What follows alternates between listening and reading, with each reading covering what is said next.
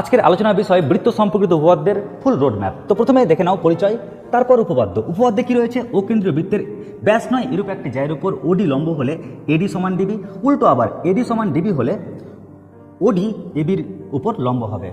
এই দুটো উপপাদ্য খুব গুরুত্বপূর্ণ। নেক্সট কি রয়েছে? প্রয়োগ। প্রয়োগ মানে হচ্ছে অ্যাপ্লিকেশন।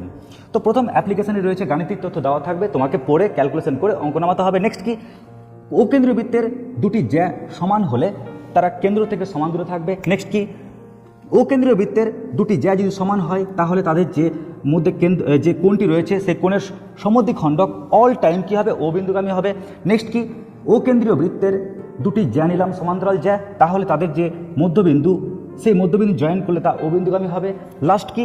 দুটি বৃত্ত যদি পরস্পরকে ছেদ করে তাহলে কেন্দ্রদ্বয়ের যে দূরত্বে যে রেখাংশ পাচ্ছ সেই রেখাংশ সাধারণ জ্যায়ের সঙ্গে সর্বদা লম্ব হবে। নমস্কার, ধন্যবাদ।